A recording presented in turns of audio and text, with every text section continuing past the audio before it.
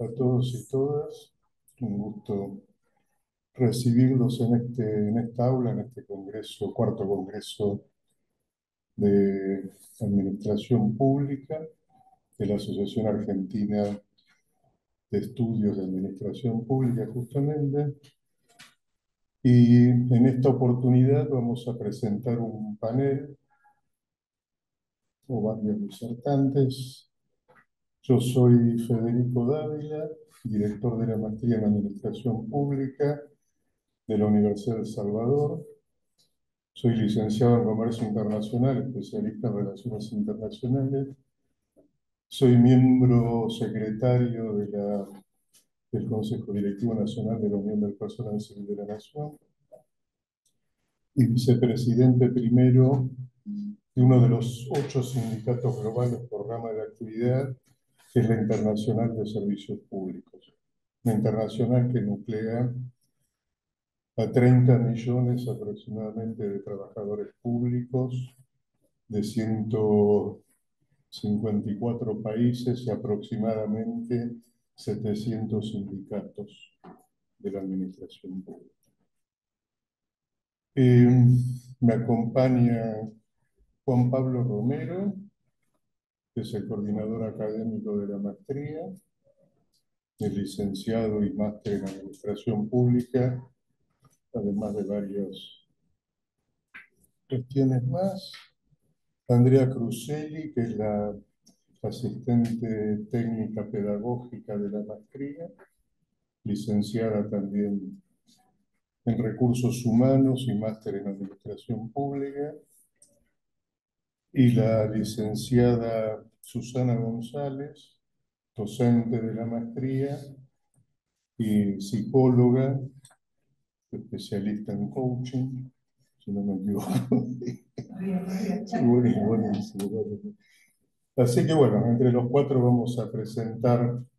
Dice en el programa que vamos a hacer un conversatorio, vamos a conversar al final, si lo desean, pero en realidad es la presentación de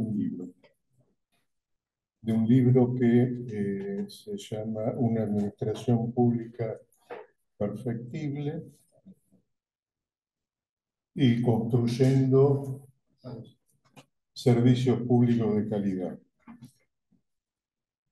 Ese título nos remite, obviamente, a 2 cuestiones centrales. Uno, el interrogante que tenemos y también la respuesta, que la administración pública obviamente es perfectible. La cuestión es hacia dónde o con qué pensamientos se perfecciona. Nosotros decimos entonces, a modo de una brevísima respuesta, que es construyendo servicios públicos de calidad. Y este trabajo está realizado por alumnos, son los trabajos finales, hemos seleccionado trabajos finales de maestría, los que nos parecieron los más relevantes o significativos, y también por docentes. De hecho, ellos 3 son autores de distintos artículos, aunque en el caso de Juan Pablo y de Andrea son egresados de la maestría también. Hemos tomado en la maestría varios egresados como docentes, lo cual para nosotros es sumamente importante. Y esta maestría, del libro van a hablar ellos, yo voy a hablar de la maestría. Esta maestría nace como fruto de un convenio entre un sindicato y una universidad pública, pero de gestión privada. No se habla mucho de la universidad pública, de defender la universidad, estamos absolutamente de acuerdo en eso, pero cuando uno piensa en universidad de gestión privada, hay 2 tipos de universidades: las con fines de lucro y las sin fines de lucro. La Universidad de El Salvador es una universidad pública de gestión privada sin fines de lucro, y que ha hecho o ha tenido la visión o la idea de hacer una alianza, no de convenio, empezó como un convenio entre para hacer descuentos a los afiliados sindicatos, ¿no? Pero en 1999, pero al poco tiempo nos dimos cuenta ambas instituciones que lo fundamental era una alianza estratégica entre una universidad, como decía, pública de gestión privada y sin fines de lucro, y una organización sindical representativa de los trabajadores públicos. Y ahí creamos en 2002, pasaron 3 años, pasó el 2001. El 2001 nos fortaleció, nos hizo repensar en la crisis del 2001 en cómo dar una respuesta. Si ustedes se acuerdan, habrán leído, en el 2001 hubo una semana que hubo 4 presidentes o 5 en muy poco tiempo, y el Estado funcionó en la administración pública por los trabajadores, pues no había ministro, no había secretario, no había presidente, no había nada, pero si uno iba a hacer cualquier trámite, cualquier gestión en la administración pública, era atendido y resuelto el problema sin ninguna dificultad. Esto uno podría pensar, bueno, no hace falta presidente ni ministro, no fue algo transitorio, por supuesto que hace falta, pero a partir de ahí pensamos en cómo a partir de una crisis salir con alguna solución, con alguna propuesta. Y se nos ocurrió la creación en 2002 de la maestría en Administración Pública, teniendo en cuenta los valores que unían ambas instituciones, la justicia social por un lado, por ambos lados, pusieron el tema de la universidad, el lema de la Universidad de El Salvador es ciencia a la mente y virtud al corazón, es algo más que lo académico, que lo teórico, que lo ideológico, trasciende, digamos, todas esas variables. Y ahí creamos entonces esta maestría que empezó a funcionar en 2004, la primera corte comienza en 2004, se hace exactamente en abril de este año, cumplimos 20 años de la maestría.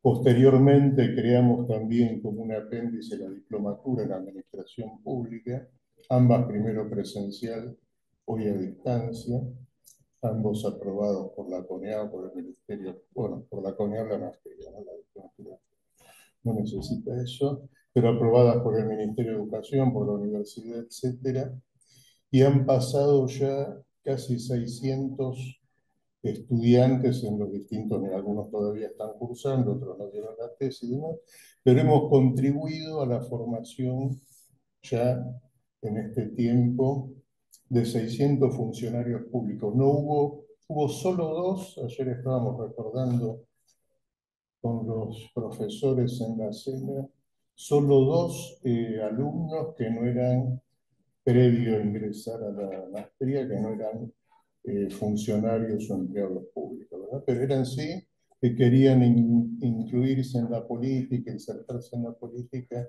y llegar a tener algún cargo público, por eso lo hicieron.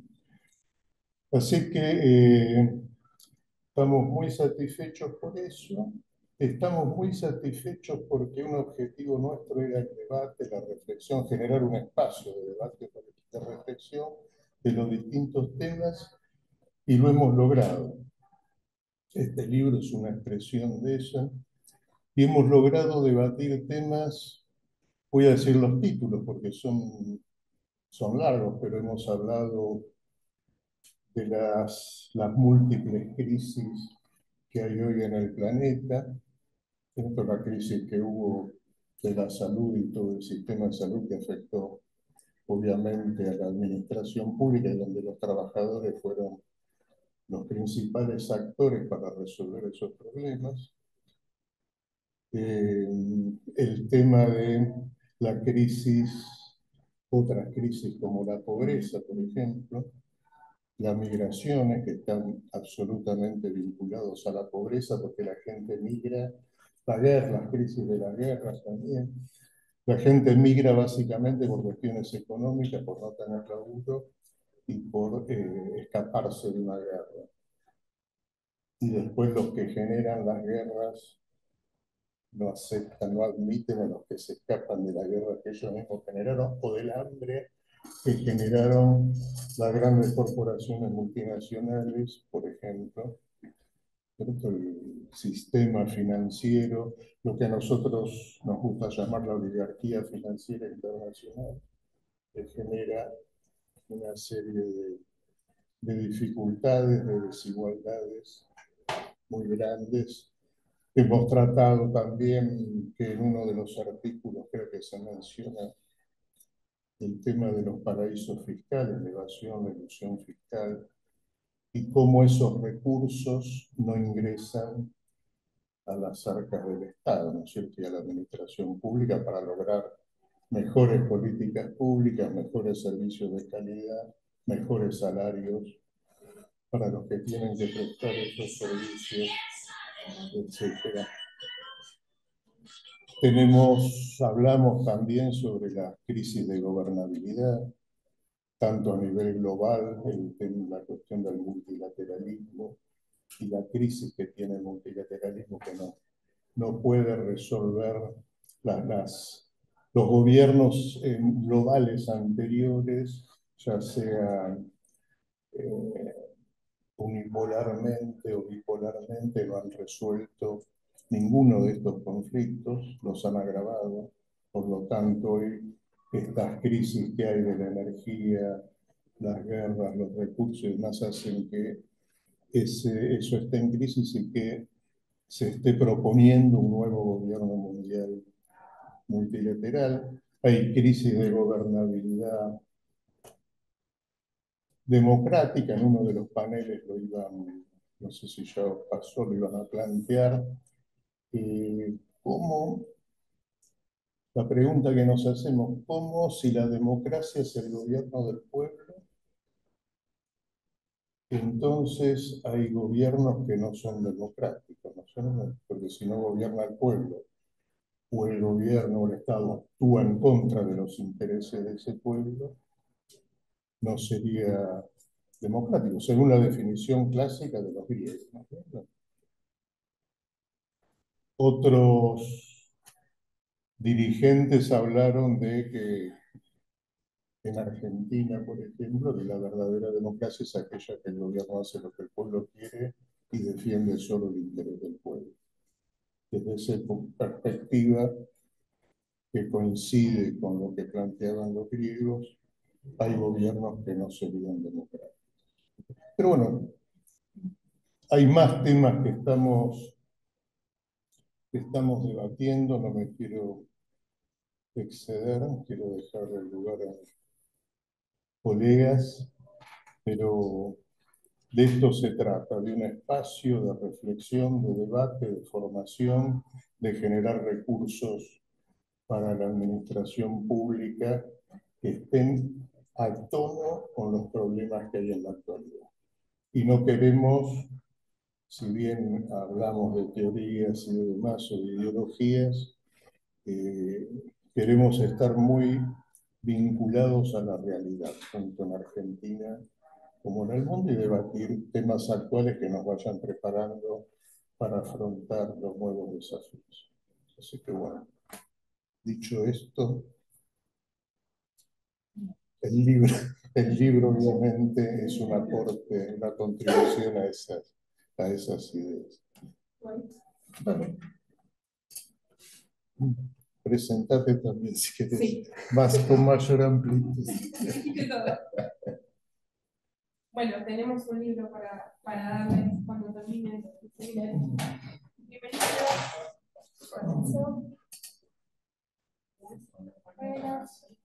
Bueno, hola, ¿cómo están a todos y a todos y a todas desde sus casas?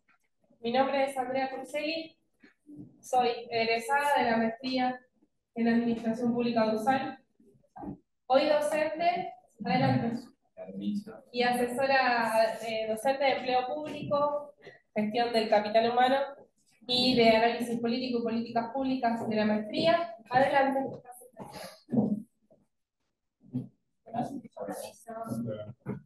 Formo parte del comité académico hace unos años y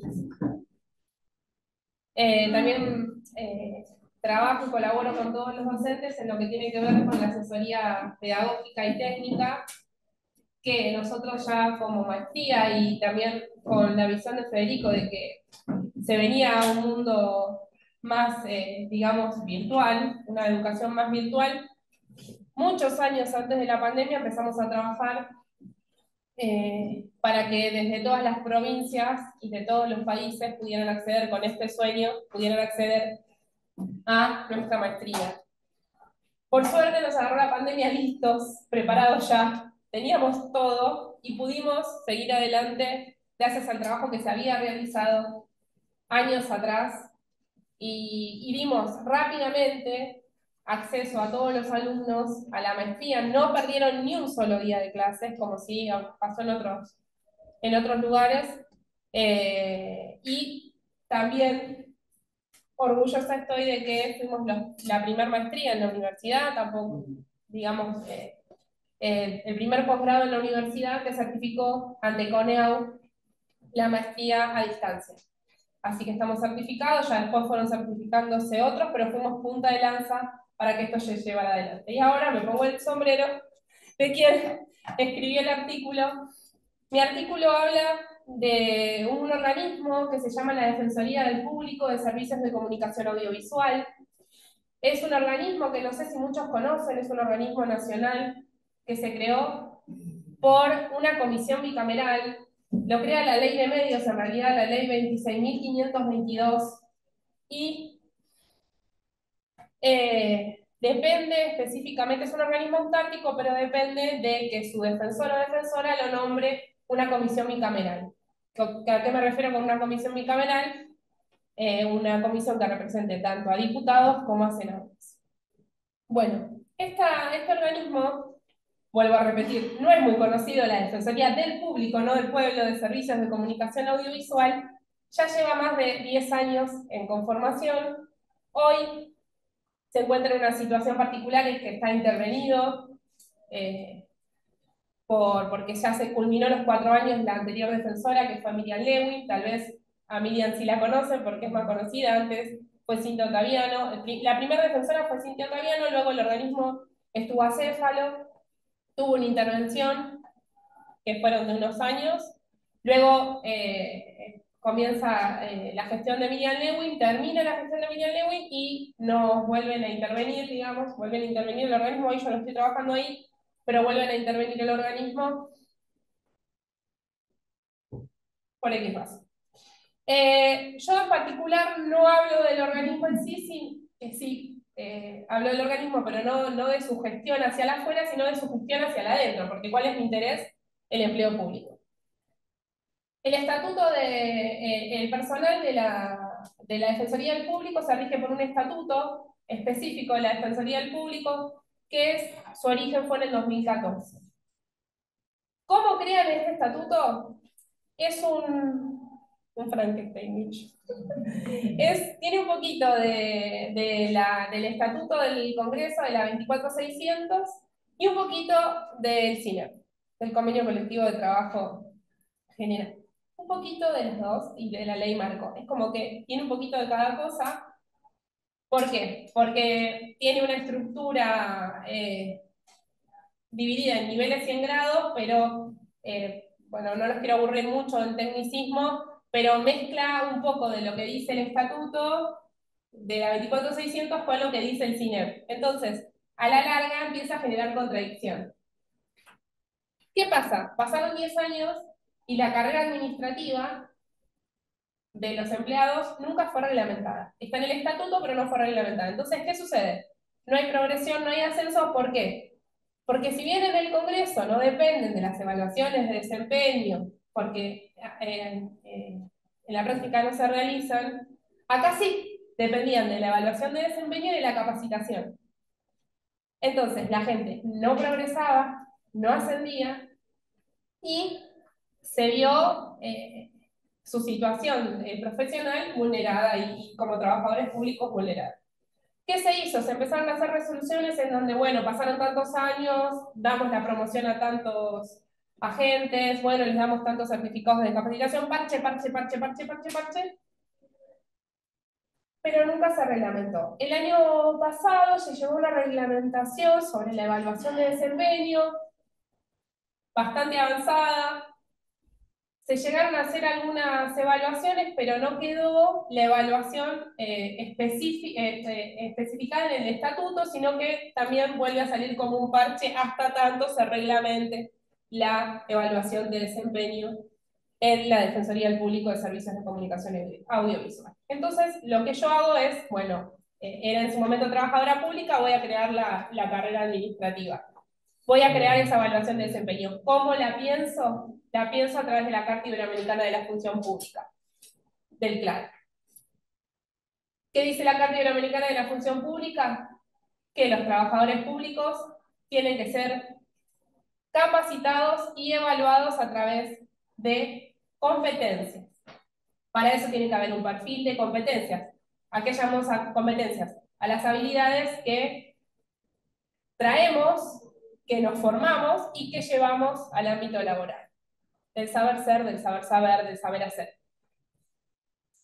Bueno, en el artículo lo que van a encontrar es lo que yo pensaba o lo que pienso sobre lo que debería tener una evaluación de desempeño y después una conclusión final de cómo, poniéndole parches a la carrera administrativa del personal, no se llega a que realmente la carrera administrativa no sea solo una carrera administrativa, sino que sea carrera administrativa y profesional y se vea un recorrido de los trabajadores que hacen a que las organizaciones sean estables, tengan futuro, tengan planificación y brinden servicios de calidad a la ciudadanía. Pero hay un dato importante. La carrera administrativa, como todos saben, es solo para los trabajadores de planta permanente. Es un porcentaje, si bien la Defensoría del Público tiene un porcentaje bastante alto, a nivel nacional el porcentaje de trabajadores en planta permanente es muy escueto, con lo cual ya hay varias cuestiones que hay que seguir trabajando y con eso te doy la palabra, Juan, también para seguir en perfeccionar esta carrera administrativa. Con esto les doy ganas de leer mi artículo, así que espero que les guste y le doy la palabra a mi colega, compañero y amigo Juan Pablo Rojas.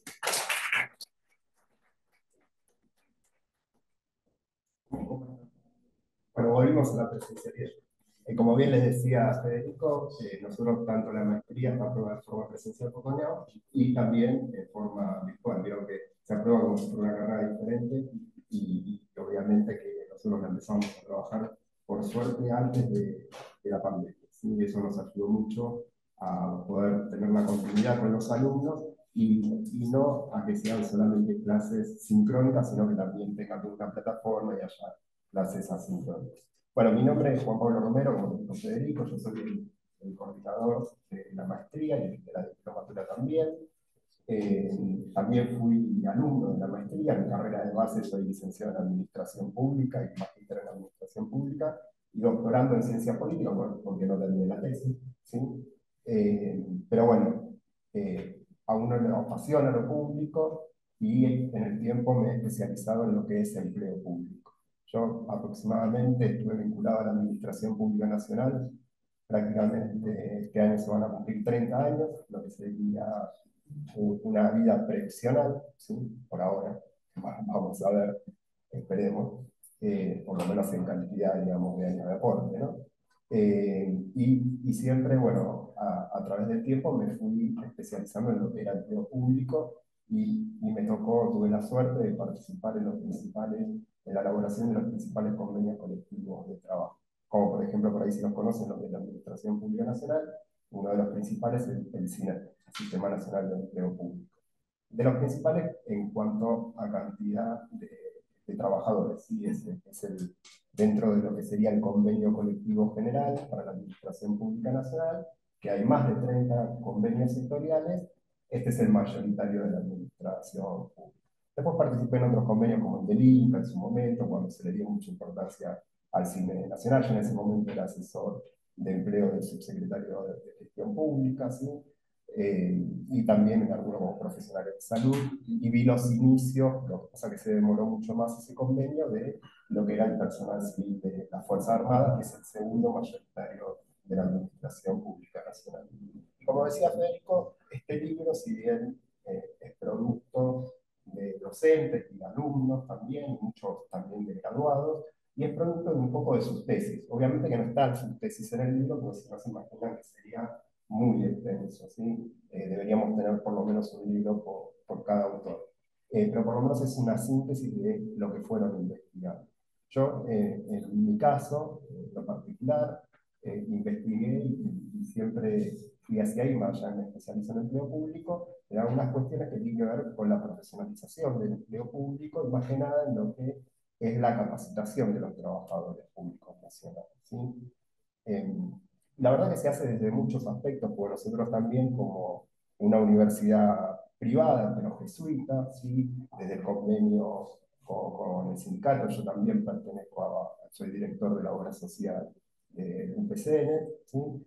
Eh, Independientemente de los aportes que también hacen a la formación de los trabajadores, hay lo que ustedes seguramente conocen, está el órgano rector en el Sistema Nacional de Capacitación a nivel nacional, que es el INAP, el Instituto Nacional de Administración Pública. Pero para nosotros hay un fondo que es importantísimo, vaya que a veces hoy hablar también de esto parece las antípodas, ¿no? Uno va a hablar, pero un fondo paritario es el FOPECAP, lo han escuchado, el Fondo Permanente de Capacitación y Recalificación Laboral. Este fondo se ha creado a través de lo que, cuando se sancionó la Ley Marco de Empleo Público Nacional y el Convenio Colectivo General, sí, el 214, el 2006, promulgado por el 214, creó la Comisión de Administración. ¿Sí? La Ley Marco es del año, yo pongo tiempo como para que se entiendan, pero la Ley Marco es del año 99, se reglamentó recién en el 2002, tuvo que ver con la crisis del 2000-2001, donde Federico nombraba estos 4 presidentes inclusive interinos. De hecho lo reglamentó el presidente interino Eduardo Dualde, ¿sí? Y posteriormente, recién en el 2006, tuvo su comisión de administración, una comisión de administración paritaria, constituida tanto por el Estado empleador como por las 2 organizaciones sindicales que suscriben el convenio colectivo general y que representan dentro del convenio general, como es ATE y UPCN. UPCN con mayor representación, lo cual va a tener mayor participación en esta comisión. Pero no solamente la administran en conjunto, sino que también la financian en conjunto, ¿sí? La realidad que no es menor, no tengo el número, pero la financiación es un 0,2% de todos los trabajadores, ¿sí? Que están comprendidos dentro del 214. A enero de 2024 hay más de 135.000 trabajadores, ¿sí? No es que proviene de un aporte de los trabajadores, sino que proviene de un aporte del Estado empleador y de un aporte de los 2 sindicatos. Un PCN en mayor proporción porque tiene más representatividad. Lo cual, digo, lo financian en conjunto.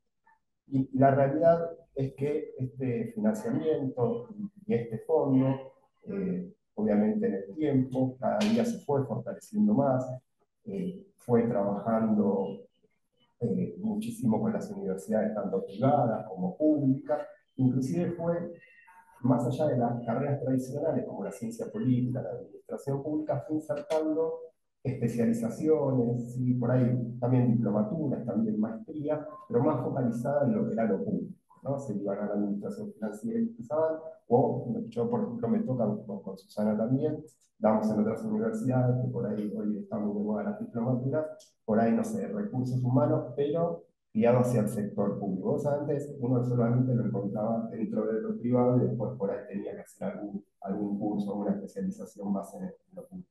Pero la realidad es que este fondo incentivó a que en todas las universidades públicas como privadas se empiece a tratar mucho más lo público y a discutir, como decía Federico, en un ámbito de discusión y académico, todos los temas públicos. Pero bueno, nosotros en nuestro caso también, actualmente, ustedes saben que las materias a veces no son tantos alumnos, pero sin embargo nosotros tenemos cortes de 30 alumnos, prácticamente 35, y muchas veces también tiene que ver con las becas que da el FOPECA para los trabajadores públicos nacionales, donde ellos también se la participan. Yo siempre marco un poco para desmitificar, como a veces en los medios nos dicen que los trabajadores públicos no tienen formación, no tienen estudios, muchas veces hoy está enfermo, pero muchas veces aparece el empleado público de Gasalla, ¿sí? muchas veces sucede antes después que vengan ciertas reformas, ¿no? Más que nada de achicamiento del Estado. Pero no hay datos a enero, pero tengo datos a abril 2023, ¿sí? Por lo menos lo que publica la Secretaría de Hacienda del Ministerio de Economía. Lo cual son datos sobre los que se pagan salarios, lo cual el margen de error es mínimo, si no tenemos más. Y en esos datos nos dicen que abril 2023, que el 44% de los trabajadores que están englobados en el 214, en esos más de 30 convenios sectoriales, que yo les decía aproximadamente hoy son 135.000, al llegar los datos de abril 2023, el 44% tienen como mínimo una formación universitaria de grado. No es un dato menor, ¿sí? No pueden buscar la Secretaría de Hacienda, hay una dirección que se llama Inversión de Empleo y demás.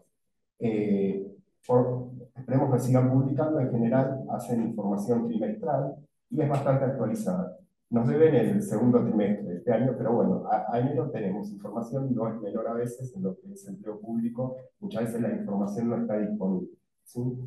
El 44 tiene como mínimo una carrera de grado, ¿sí? Terminada, ¿sí? Y la titulación, porque con eso se paga. No mide, porque muchas veces no se hace la diferenciación en cuanto a posgrado. Seguramente nos llevaremos otras sorpresas si tenemos nosotros. Lo que no mide tampoco es los que están en curso, ¿sí? Y nos agrega casi un 13% más de trabajadores que tienen titulación terciaria. Y esto nos mide, como es sobre base a lo que se paga, nos mide a los trabajadores que están ocupando una función, ¿sí? con una titulación, digamos que es necesaria esa titulación para cumplir esa función, ¿sí? Lo cual podría pasar, por ahí, uno siempre esto lo recomienda por el convenio colectivo general, siempre uno tiene que, de acuerdo a las capacidades del trabajador y a su formación, tratar de buscarle el lugar y la función. Pero digo, tampoco en mí puede haber algunos casos que tengan un título de grado y ni siquiera esté en esa estadística, ¿sí? Lo cual el margen de error va a ser va a subir. Por otro lado, si nosotros le sumamos este 44 más el 13, ya tenemos casi el 60% de los trabajadores con una titulación como mínima de terciario a profesional. Lo cual esto nos desmitifica un poco, yo siempre lo doy estos datos como para tirar abajo lo que nos dicen muchas veces en los medios de comunicación y no hay voces de que puedan y estén hablando de estas cuestiones. Lo que sí yo creo que hay, y esto es recurrente y viene de varias décadas, no es de ahora, viene de varias etapas de gobierno, que hay una falta de planificación en cuanto a recursos humanos, ¿sí? Y que no todos los trabajadores están donde deberían estar, ¿sí? Y muchas veces nos encontramos inclusive capacidades frustradas. Y a veces,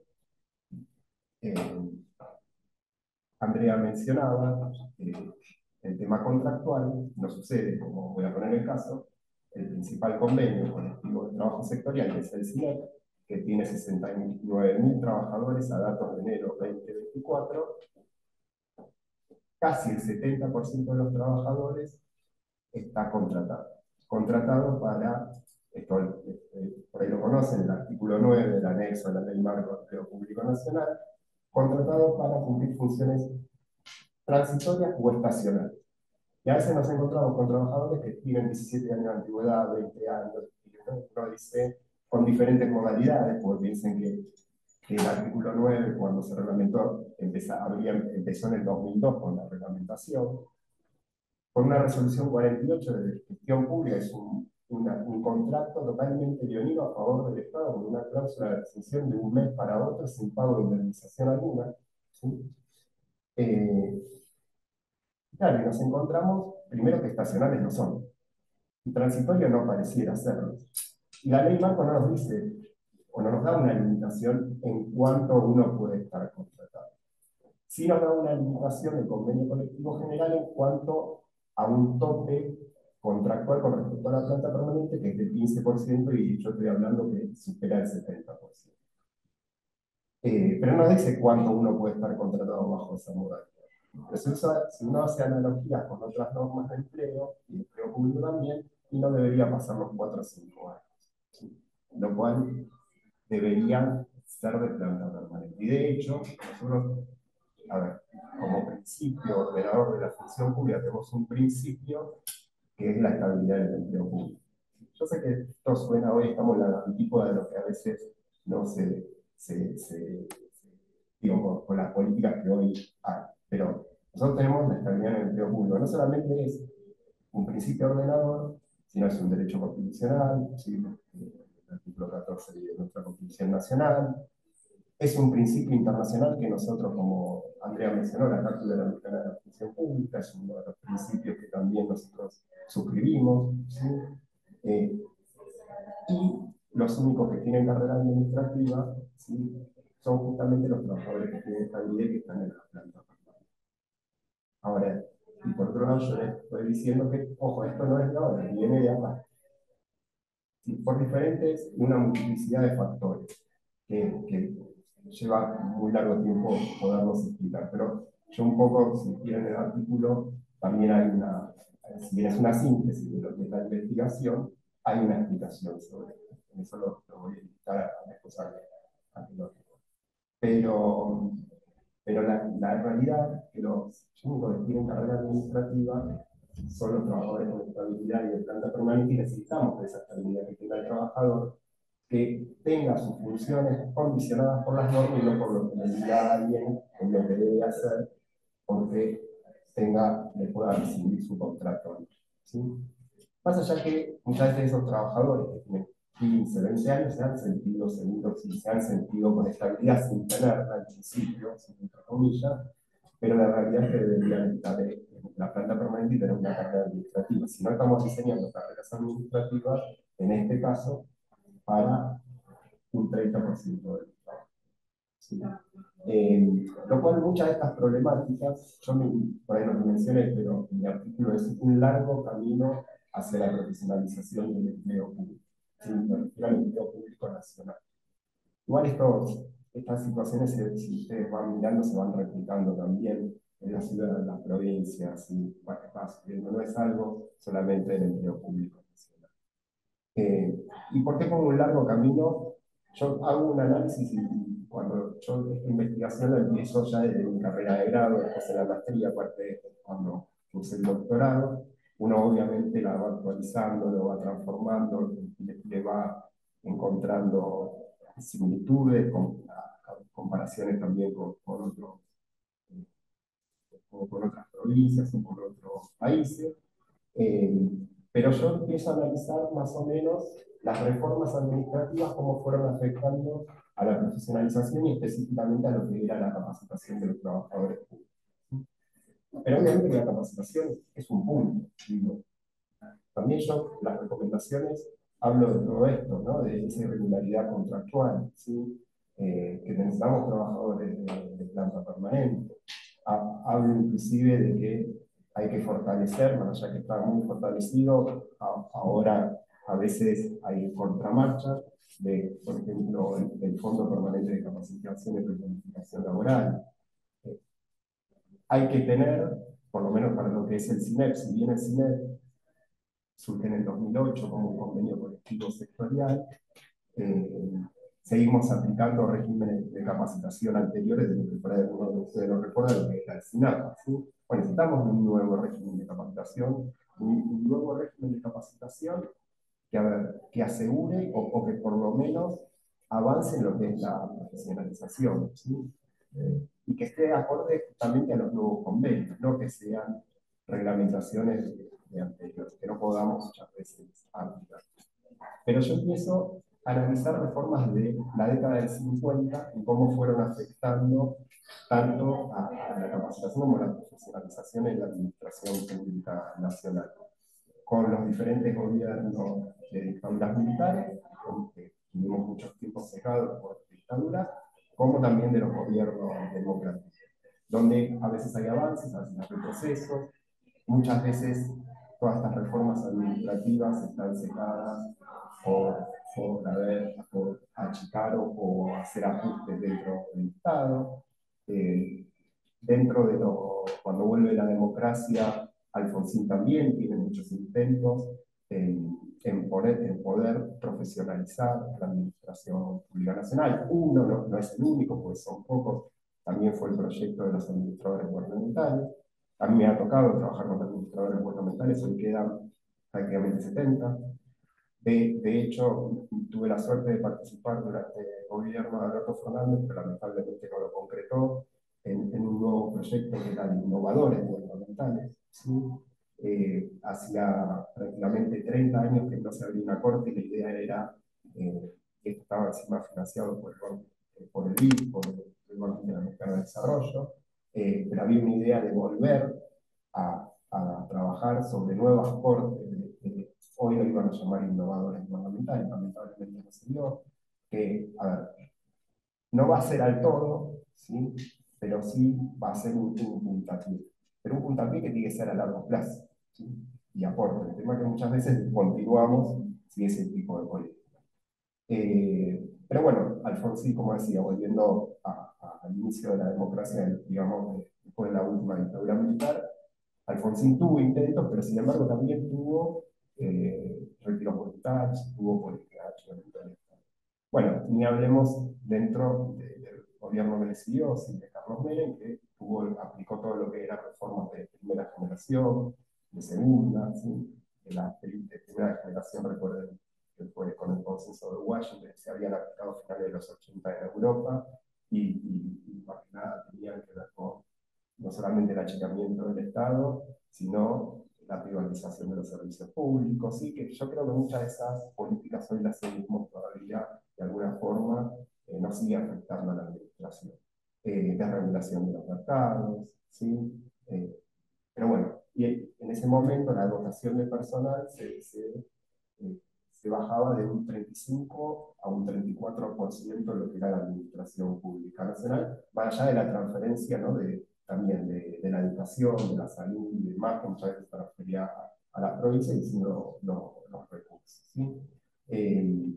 Lo cual, también eso tiene que ver un poco en la historia cuando hablamos de irregularidad contractual y que tenemos el 70% de los trabajadores dentro de una precariedad, por llamarlo así.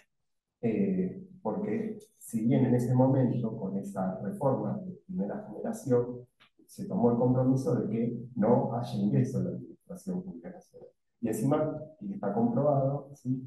Que perdimos personal altamente calificado y no hubo transferencia de conocimiento. Y no solamente si el compromiso fue que no hubo ingreso, pero le encontraron algún lugar para que lo haya. Y por ahí alguno lo recuerda, fue ese decreto 92 del 95, que eran las locaciones de servicio dentro de la Administración Pública Nacional, si bien había algunas situaciones que venían teniendo, pero se encontró ese decreto como para poder empezar a incorporar personal. De hecho, ese decreto, considerando, decía que la administración pública no tenía los profesionales suficientes para llevar las acciones del Estado, y si ustedes miran estadísticamente lo que se contrataba con una locación de servicio, la gran mayoría no eran profesionales. ¿Sí?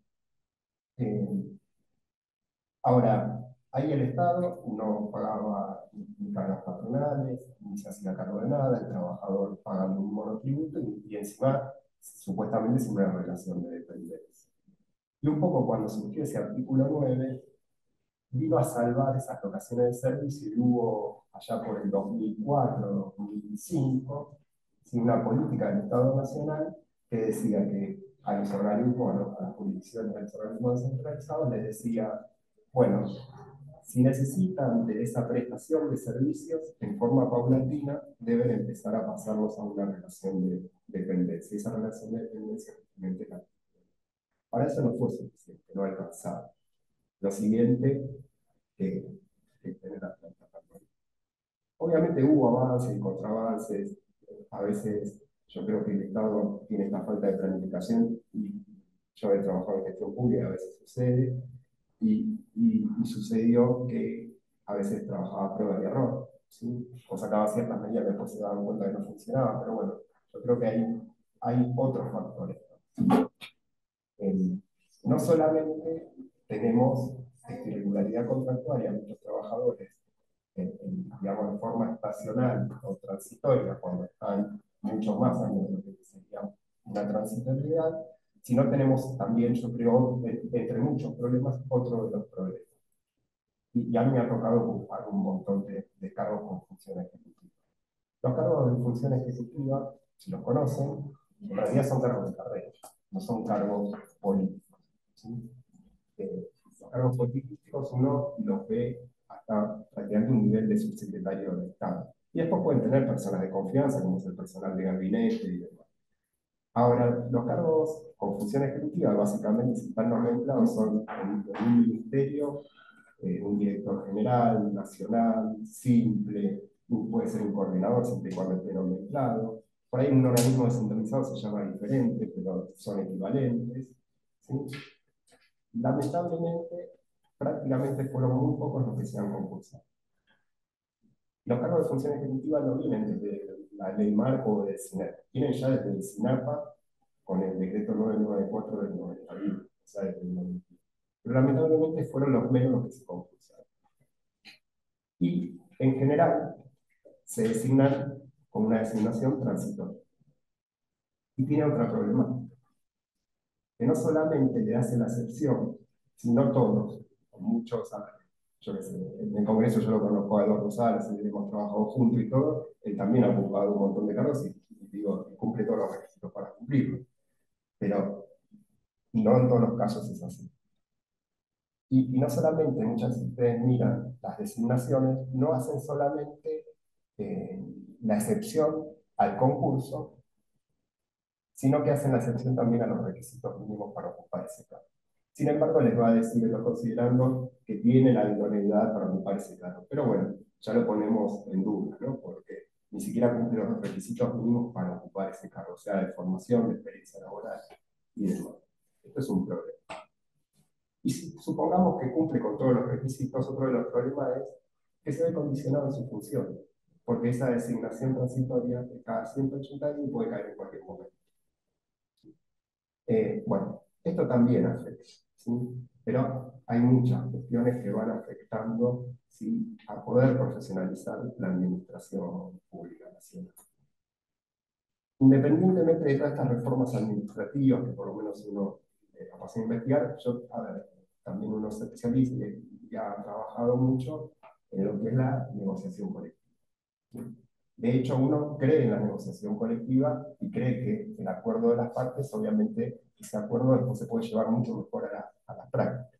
Y por otro lado, con una concepción básica, que es la participación del trabajador a través de los sindicatos, y que son quienes representan a los trabajadores.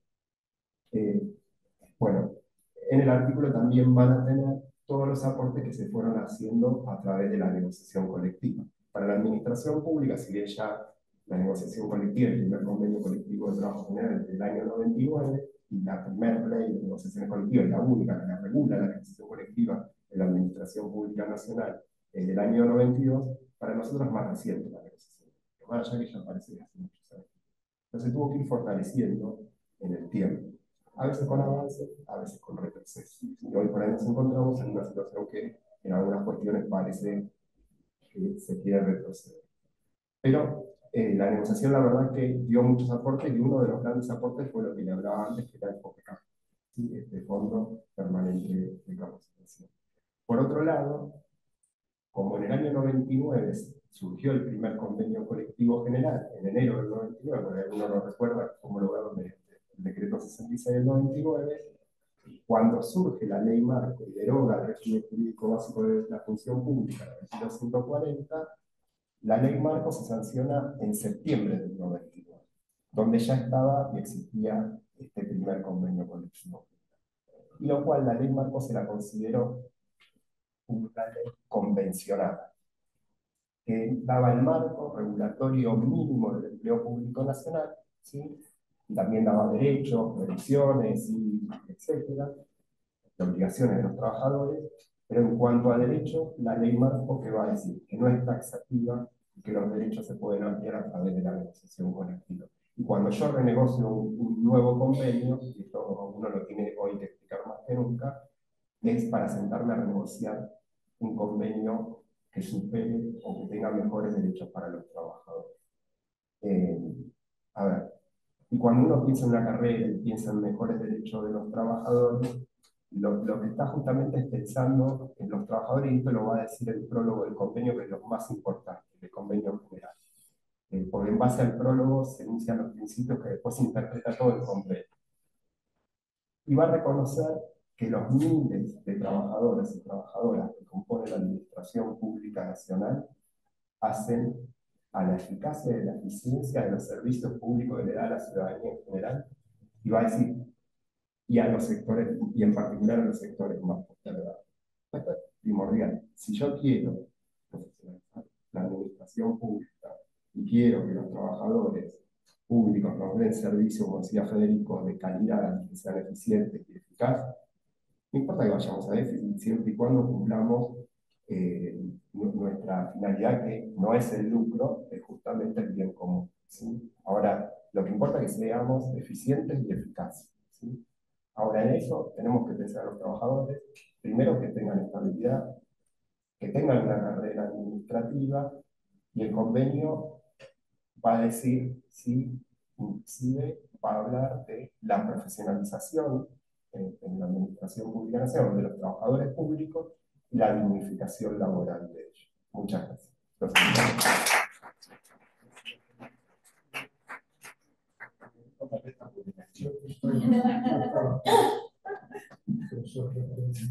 Adelante, adelante. Sí, sí, claro.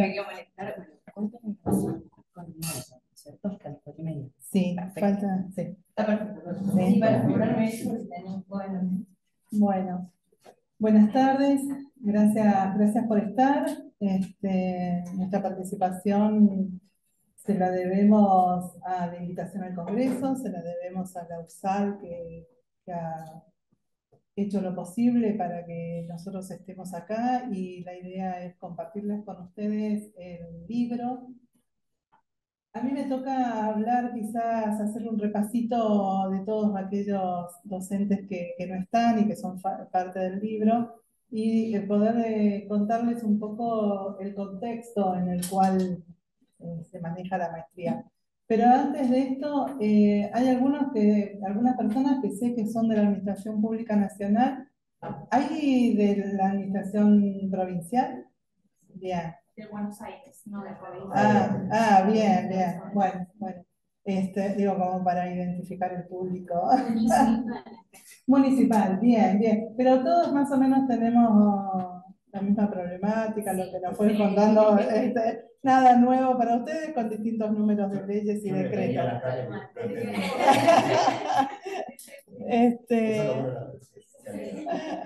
Sí.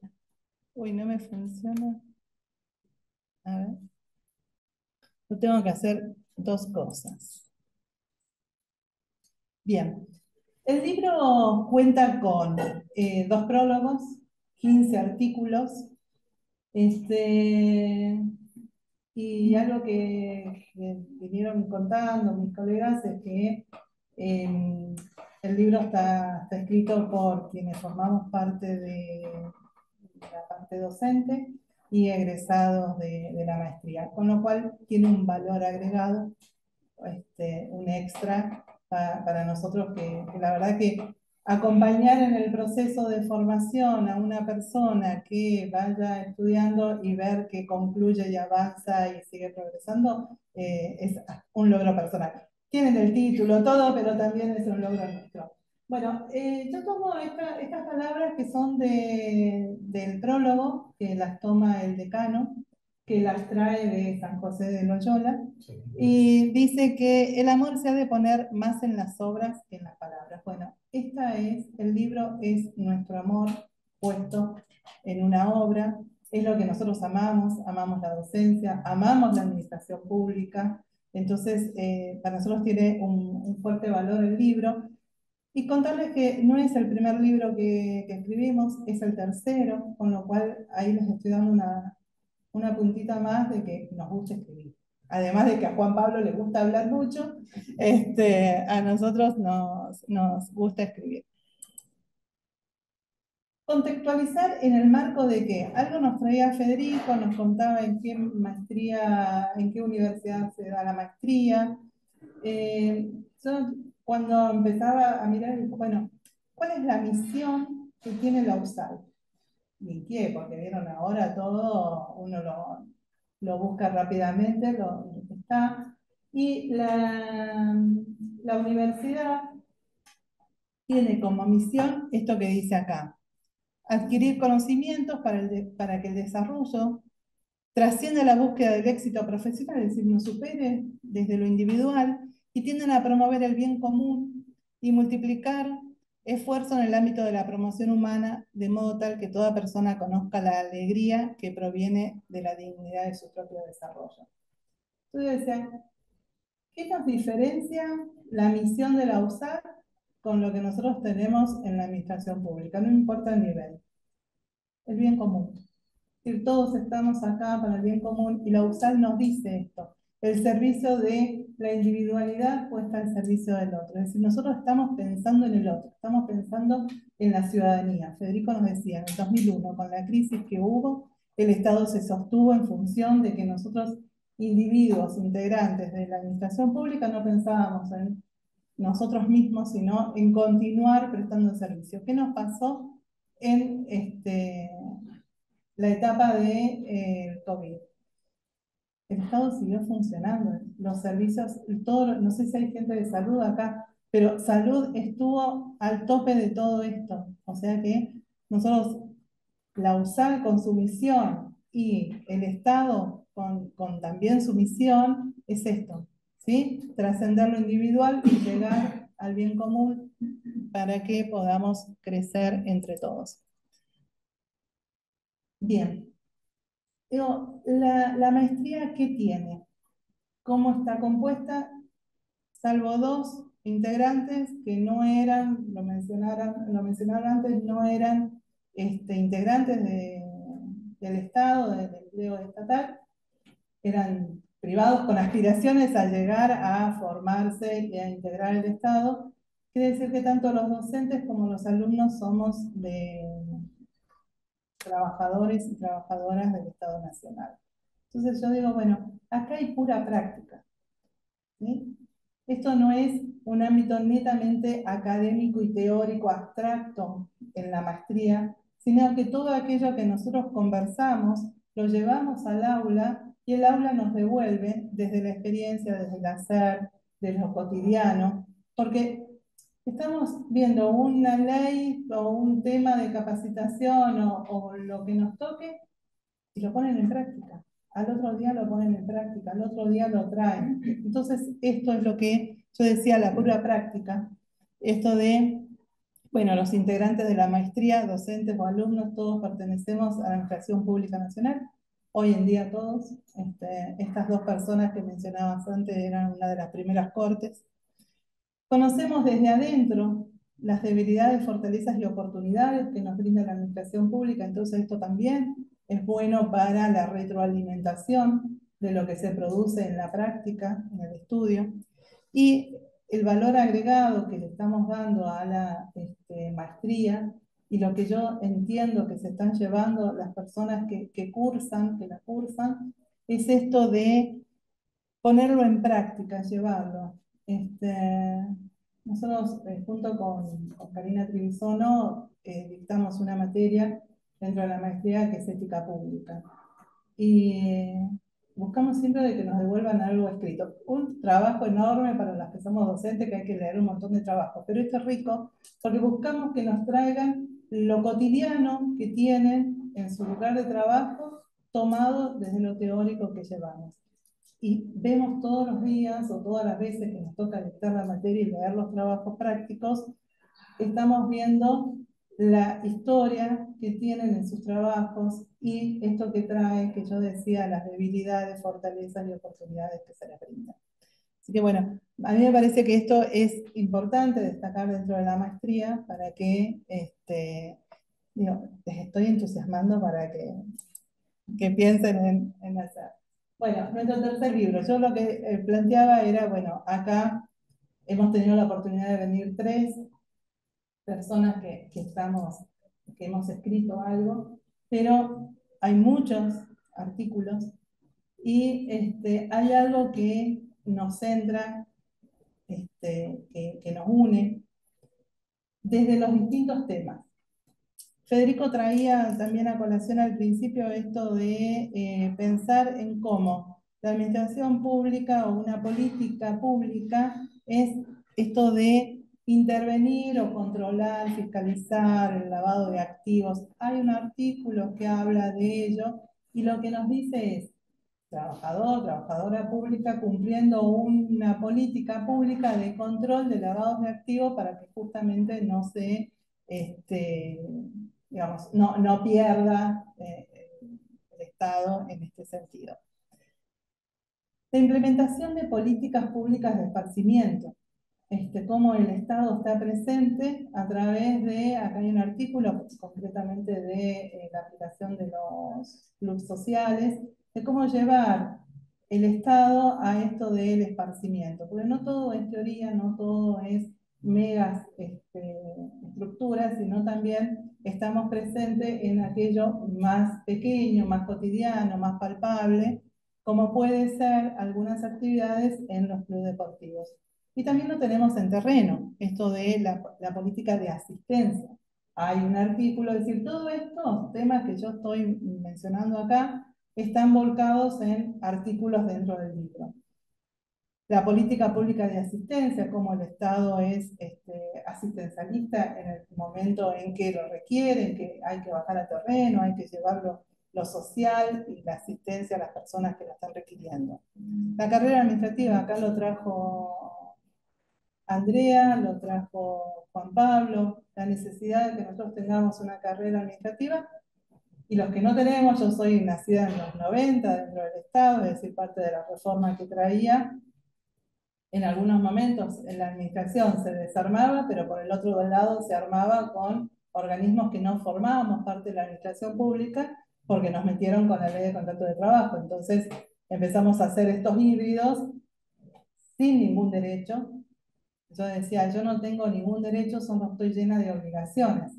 Hasta que en el 2006, es decir, en el 94 yo entré a la administración pública, recién en el 2006 pude tener derechos, porque el organismo pasó a ser parte del convenio general. Entonces ahí los trabajadores y trabajadoras pudimos tener no solo derechos, no solo obligaciones, sino también nos reconocieron derechos. El derecho a una buena administración, es decir, tanto nosotros como brindando una buena administración, gestionando una buena administración, sino también que el ciudadano reciba esto de parte del Estado.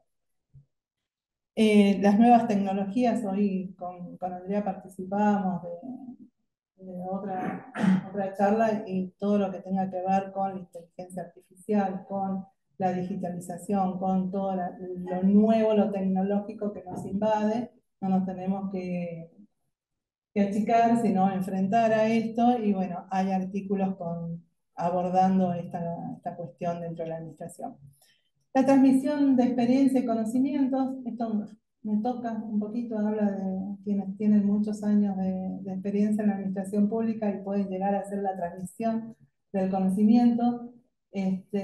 Habla de quienes tienen más de 45 años en la administración, de cómo transmitir este saber, porque algo traía Juan, decía, los que contratan, se contratan por idoneidad, pero no son tan idóneos, entonces el conocimiento que hay que aplicar para gestionar una política pública no la tenemos. ¿Quiénes la tienen? Quizás las bases, y estas bases son bases que vamos envejeciendo y que queremos quizás pasar a otra etapa que no sea la activamente laboral, y muchos se llevan el conocimiento. No está la política de la transmisión del conocimiento. Entonces hay un artículo que habla de esto, de la necesidad de poder generar esto como una política para que no se pierda aquello que tenemos.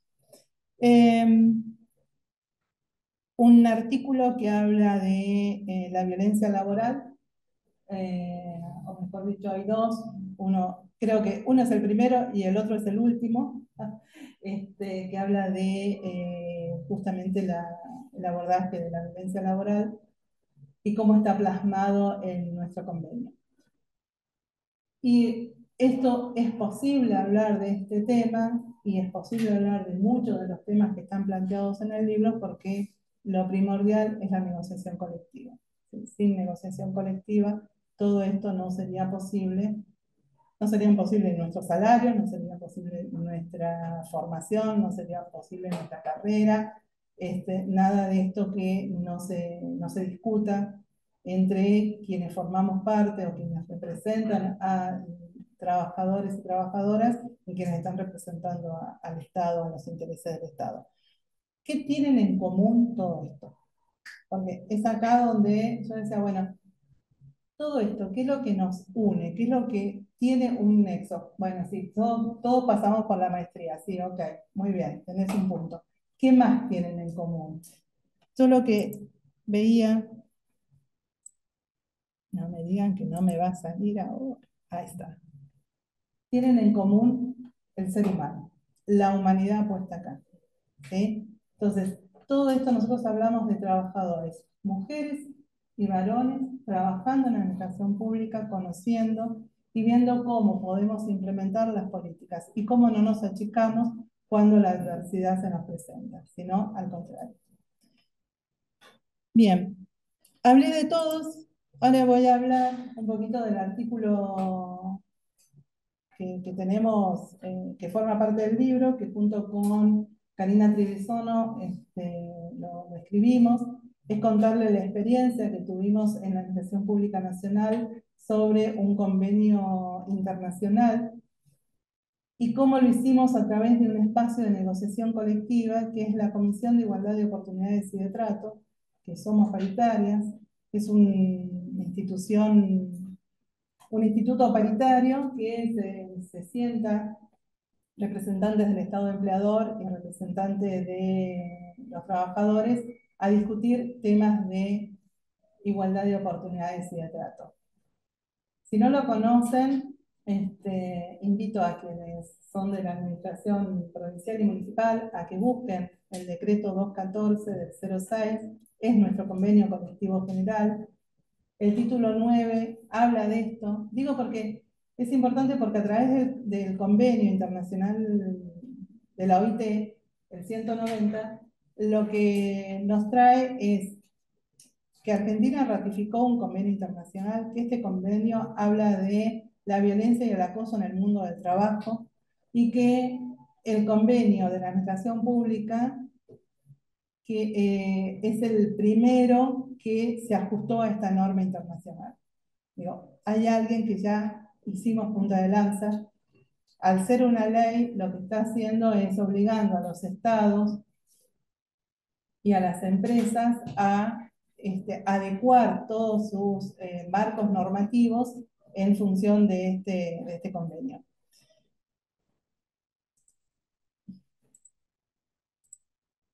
¿Qué es lo que hicimos? Primero decirles que no tuvimos mucho trabajo.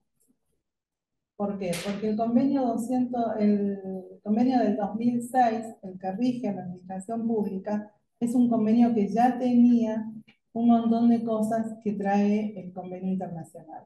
Nosotros ya teníamos definida la violencia laboral, ya teníamos definido el abordaje de la violencia laboral, ya teníamos definido cómo podían hacer las personas que en su lugar de trabajo estaban atravesando una situación de violencia, discriminación, acoso, para denunciarlo.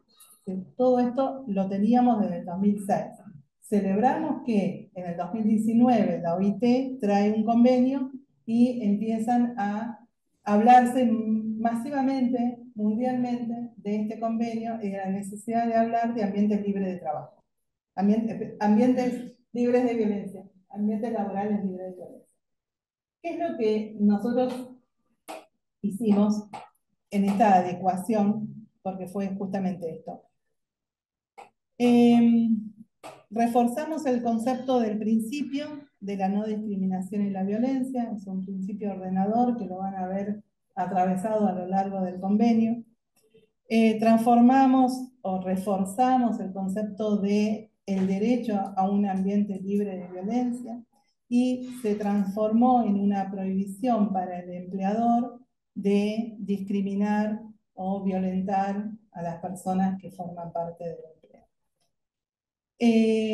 Incorporamos, el convenio 190 habla de violencia de género y también incorpora todo lo que es el colectivo LGTB.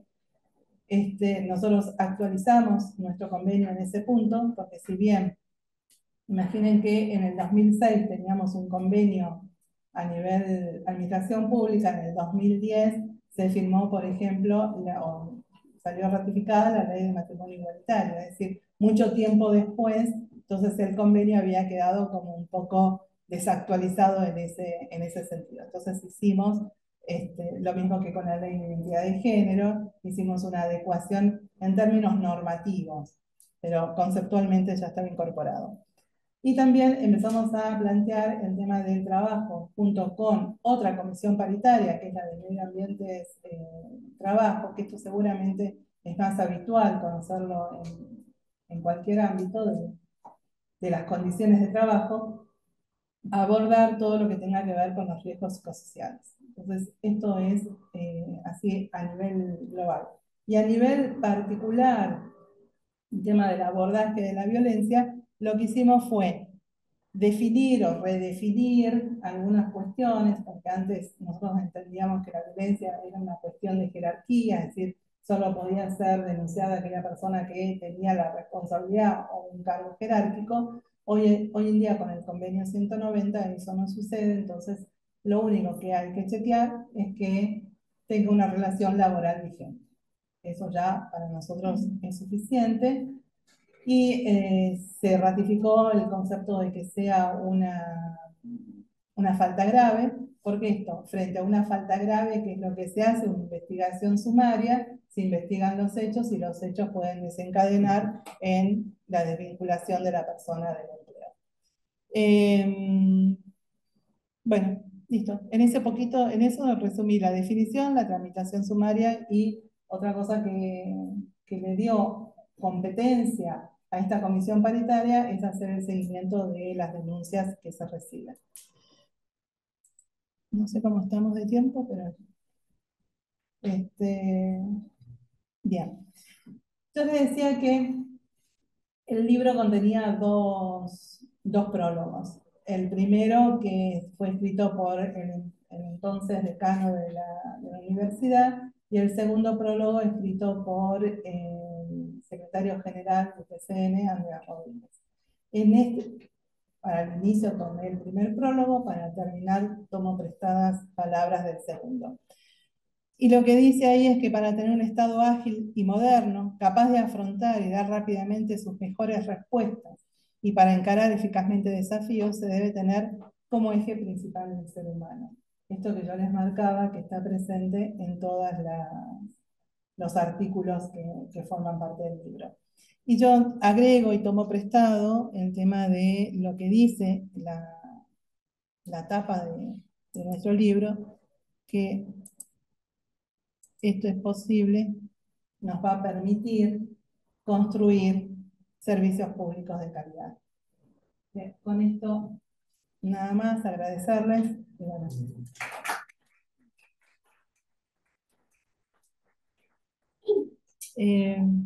No sé si quieren. Sí, tenemos el código QR para que se puedan descargar el libro. Les vamos a pedir si nos podemos sacar una foto antes de que se vayan. No sé si tienen minutos, si tienen. Y tenemos preguntas. Si hay preguntas, no sé, no veo acá el chat. No sé si tienen alguna duda, sí. Una pregunta. Sí. Yo me preguntaba si, un poco la abro a quien me quiera responder, si el nuevo rol de administradores públicos, bajo estos nuevos paradigmas de la profesionalización, de la capacitación, debería pensarse también esa profesionalización y capacitación en relación al lavado de activos, pensándolo sobre todo en trabajadores de organismos como la UIF, por ejemplo. No, traté de ubicar rápido el artículo y no lo encontré. Me interesaba eso, yo tuve la posibilidad de hacer una especialización en la PLAF, y me interesaba eso, el rol del trabajador, no del funcionario que llega y que conoce la materia y que sabe más o menos, no sé, cómo trabajar en coordinación con las mutuales o con no sé, organismos de valores y demás, pero en particular el trabajador de ese tipo de organismos. cómo debe capacitarse o hasta dónde está la frontera o el límite del conocimiento de la información con la que tiene que contar. Acá hay dos planos. Uno es que vos decís tener el conocimiento, la formación, que hay distintos espacios, digamos, donde se está planteando esta cuestión. Hay algunas normas nacionales, pero yo quisiera hacer referencia sobre todo a un tema que se está hablando en la OIT. Como se hizo el convenio 190, se está trabajando, no sé si va a tener rango de convenio o de recomendación, pero tanto UPCM como la parte sindical, como la Internacional de Servicios Públicos han propuesto ya en la OIT hace 2 años por lo menos una norma que proteja a los trabajadores denunciantes, que tienen muchos problemas, no solo la UIF, la AFIP, la DTI, bueno, todos los que tienen que algún rol de investigación y de denuncia, aunque es formal, es una denuncia personal al organismo. En varias partes del mundo tienen problemas, en algunos lugares del mundo los han asesinado por hacer algunas denuncias. Entonces, es un problema realmente grave y que se está planteando en ese nivel. Todos los años se va reclamando la unidad del sector, fundamentalmente del sector trabajador, algunos países también del sector empleador. Los empresarios están en contra, es un organismo multipartito, la OIT, pero los empresarios como son los que evaden, eluden y demás, que no quieren que se trate el tema, pero se está permanentemente en negociación y se pone el tema, está puesto arriba de la mesa. Sobre todo porque justo ahora nuestro país es un momento bastante particular, o sea, las recomendaciones que hacen de afuera, un poco con esto ¿no? del contexto internacional y demás, pesan muchísimo y el rol del funcionario se complejiza cada vez más. Las responsabilidades que tiene y las cosas que tiene que cumplir, que también en diálogo permanente con el contexto de la misma. Muy complejo. Pero no sabía que era algo que ya lo estaba como conversando. El 190 también. El 190 los empresarios no querían aprobarlo, algunos gobiernos tampoco. Fue algo planteado por el sector de los trabajadores y lo habían aceptado solo para la actividad privada.